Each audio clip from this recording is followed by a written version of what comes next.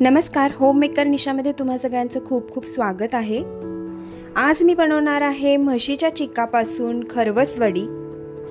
खरवसवडी बनवण्यासाठी इकडे मी 1 वाटी म्हशीचा जो चीक असतो तो घेतलेला आहे। हा थोडासा घट्ट चीक आहे, तर या चिकाच्याच अंदाजे आपण दूध सुद्धा घालणार आहोत। हल्ली चीक मिळणं खूप अवघड झालेलं आहे, पण मी इकडे गावाकडे राहत असल्यामुळे साधारण 2 ते 3 महिन्यातून एकदा तरी मला हा चीक सहज उपलब्ध होतो। आता या 1 वाटी घट्ट चिकामध्ये मी 2 वाटी दूध घातलेलं आहे। हे जे दूध आहे ते म्हशीचंच दूध वापरलेलं आहे। म्हशीचं दूध पूर्ण गरम करून त्यानंतर पूर्णपणे गार करून रूम टेम्परेचरवर आल्यानंतर ते आपल्याला वापरायचं आहे। त्यानंतर याच्यामध्ये मी 1 वाटी गूळ पावडर घातलेली आहे। गूळ पावडर ऐवजी तुम्ही साखरेचा सुद्धा उपयोग करू शकता आणि तुमच्या आवडीनुसार कमी जास्त गोड तुम्ही वापरू शकता। साखरेच्या खरवसाऐवजी गुळापासून बनवलेला खरवस चवीला अतिशय अप्रतिम लागतो, त्याचबरोबर पौष्टिकही असतो। चीक, दूध आणि गूळ हे सर्व आपल्याला छान एकजीव करून घ्यायचं आहे। पूर्वीच्या काळी लोक खरवस अधूनमधून खात असायचे, त्यामुळे त्यांची प्रतिकार शक्ती सुद्धा चांगली असायची। पण आता सहसा चीक अवेलेबल होत नसल्यामुळे खरवस खाण्याचं लोकांचं प्रमाण कमी झालेलं आहे।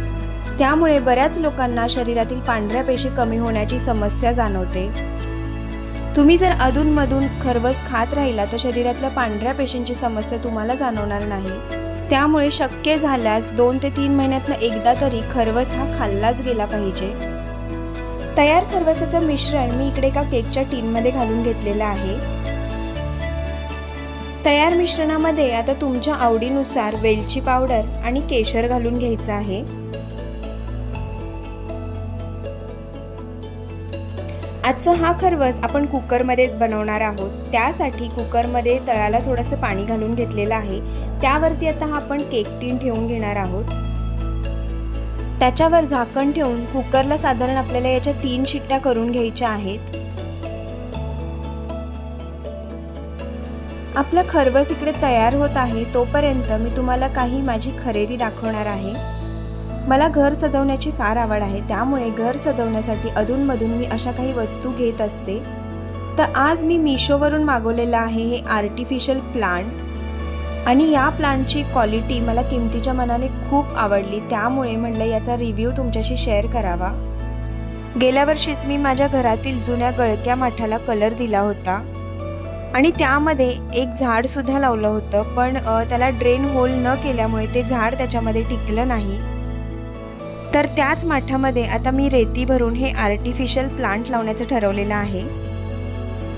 हे जे आर्टिफिशियल प्लांट आहे ते मीशोवरती मला फक्त 200 रुपयाला मिळालेलं आहे आणि खरंच याची क्वालिटी खूप छान आहे। तुम्हालाही जर हे प्लांट घ्यायचं असेल तर त्याची लिंक मी डिस्क्रिप्शन बॉक्समध्ये देईन, तिथे जाऊन तुम्ही चेक करू शकता। तर याच्या छोट्या छोट्या फांद्यांना पानं आपल्याला घरीच अटॅच करायला लागतात, हे दोन्ही वेगवेगळं येतं। आणि एक चांगली गोष्ट म्हणजे हे वॉशेबल आहे, जेव्हाही खराब होईल तुम्ही छानपैकी पाण्याने हे वॉश करू शकता, अगदी टिकाऊ आहे। तर सध्या ज्या माठाला मी कलर दिला होता तो बाहेर आहे, त्यामुळे मी तुम्हाला एका पॉटमध्ये हे ठेवून दाखवते कसं दिसतंय ते। माझ्या येत्या काही व्हिडिओजमध्ये तुम्हाला हे प्लांट माझ्या त्या डेकोरेटिव्ह माठामध्ये नक्की दिसेल। तर थोडंसं हे सेट करायला लागेल आणि छान सेट केल्यानंतर कुठल्याही तुम्ही अशा प्रकारच्या पॉटमध्ये सुद्धा हे अरेंज करून ठेवू शकता। तुम्हाला एक आयडिया यावी हे प्लांट कसं दिसतंय म्हणून मी या पॉटमध्ये हे ठेवून दाखवलेलं आहे आणि खरंच अगदी ओरिजिनल असल्यासारखं हे प्लांट दिसतंय।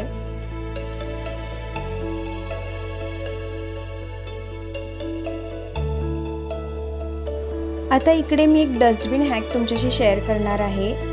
कदाचित तुम्हाला हे हॅक माहीत सुद्धा असेल, पण ज्यांना माहीत नाहीये त्यांना खरंच याचा खूप उपयोग होईल। डस्टबिनमध्ये जेव्हा आपण गार्बेज बॅग टाकतो तेव्हा कचरा टाकल्यानंतर त्या खाली जातात, तर त्या फिट राहण्यासाठी मी एकदम इझी असा हॅक तुमच्याशी शेअर करणार आहे। अशा पद्धतीने सुरुवातीला आपल्याला डस्टबिनमध्ये गार्बेज बॅग घालून घ्यायची आहे। गार्बेज बॅग घालताना डस्टबिनचा जो हँडल आहे तो पुढच्या बाजूलाच ठेवायचा आहे।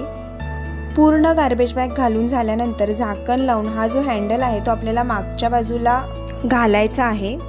अशा पद्धतीने तुम्ही तुमची गार्बेज बॅग डस्टबिनमध्ये इझिली फिट करू शकता। आता याच्यामध्ये तुम्ही कितीही कचरा टाकला तरी तुमची गार्बेज बॅग जी आहे ती खाली जाणार नाही। तर थोडीशी शॉपिंग आणि टिप्स बघून झाल्यानंतर आता वळणार आहोत आपण आपल्या खरवस वडीकडे। कुकरच्या 3 शिट्ट्या होऊन कुकर पूर्णपणे गार झालेला आहे आणि इकडे आपल्या खरवस वडीसाठीचा खरवस तयार झालेला आहे।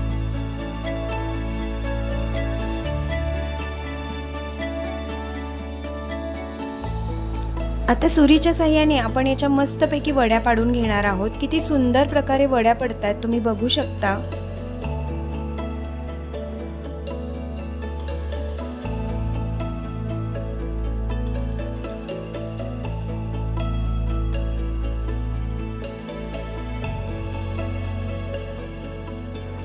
तयार खरवस आता आपण एका प्लेटमध्ये काढून घेणार आहोत। इकडे आपली मस्तपैकी खरवस वडी तयार झालेली आहे आणि किती छान वड्या पडल्यात तुम्ही बघू शकता। आजचा व्हिडिओ तुम्हाला जर आवडला असेल तर व्हिडिओला लाईक करायला विसरू नका। व्हिडिओ तुमच्या मित्रपरिवाराबरोबर नक्की शेअर करा।